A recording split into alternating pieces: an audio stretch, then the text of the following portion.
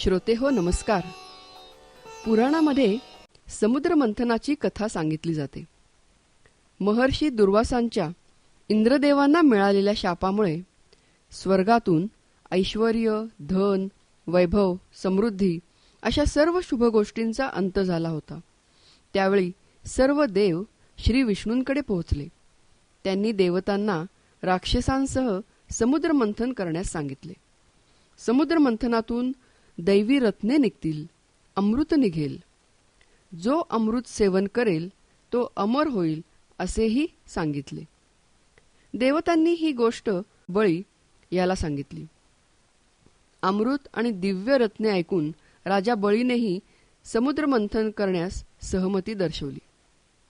वासुकी नागाची दोरी समुद्र मंथनासाठी बनवली गेली आणि मंदार पर्वताच्या मदतीने देव आणि दानव यांनी समुद्र मंथन सुरू केले. मंथनातून सुरुवातीला हलाहल म्हणजेच विष बाहेर पडले. त्यानंतर मंथनातून एकूण 14 मुख्य रत्ने बाहेर आली. मंथनाच्या शेवटी भगवान धन्वंतरी अमृत कलश घेऊन प्रगट झाले. आपल्या जीवनामध्ये एखादी नकारात्मक घटना किंवा ताणाची घटना घडते आणि त्या घटनेचे पडसाद आपल्या मनावर उमटतात.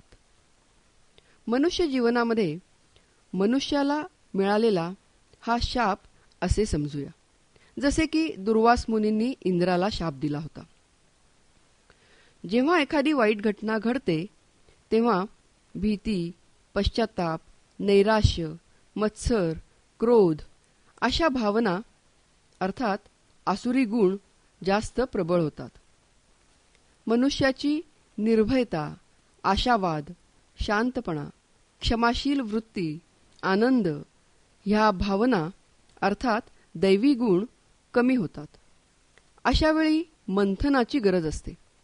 हे मंथन दैवी गुण आणि आसुरी गुण या दोन्हींच्या साहाय्याने बुद्धीचा मंदार पर्वत आणि मनाचा वासुकी वापरून करायचे असते.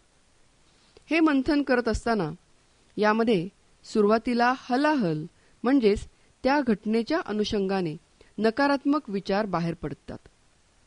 ते नकारात्मक विचार गळ्यामध्येच धारण करावेत.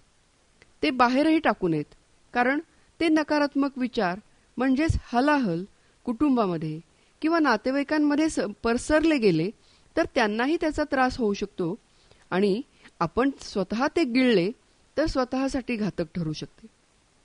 ज्याप्रमाणे भगवान शंकरांनी हलाहल गळ्यात धारण करून शरीराचा होणारा दाह रामनामाने शमवला, त्याप्रमाणे हे नकारात्मक रूप असणारे हलाहल नामस्मरण, ध्यान यासारख्या उपासनेने शांत होऊ शकते. या मंथनाचा उपयोग असा आहे की हलाहल बाहेर पडल्यानंतर 14 रत्न बाहेर पडली. याचा अर्थ या विचार मंथनातून अनेक चांगल्या गोष्टी घडतील. समुद्र मंथनातून लक्ष्मी आली म्हणजेच सुबत्ता आली, अर्थात लक्ष्मी देवीने श्री विष्णूची निवड केली आहे. त्यामुळं जिथं अधर्माने पैसा मिळवला जातो तिथे लक्ष्मी स्थिर राहत नाही.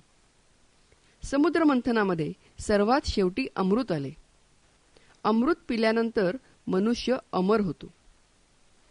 विचारांचे मंथन केल्यानंतर, साधना केल्यानंतर मी कोण आहे याची जाणीव होते.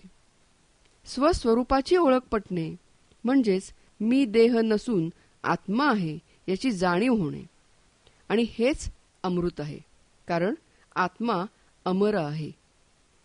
प्रत्येक मनुष्याच्या जीवनात अशी एखादी घटना घडते की ज्यामुळे त्याचा प्रवास बहिर्मुखतेतून अंतर्मुखतेकडे होतो आणि शाश्वत आनंदाची प्राप्ती होते.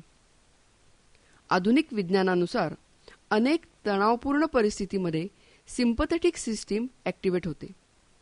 मनावर सतत ताण राहिला तर त्यामुळे हृदयरोग, मधुमेह, उच्च रक्तदाब, नैराश्य यासारखे आजार होऊ शकतात.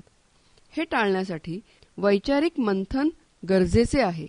यामुळे नकारात्मक विचार बाहेर पडतील आणि सकारात्मक विचाररूपी अमृत अनेक आजारांवर मात करण्यासाठी उपयुक्त ठरेल.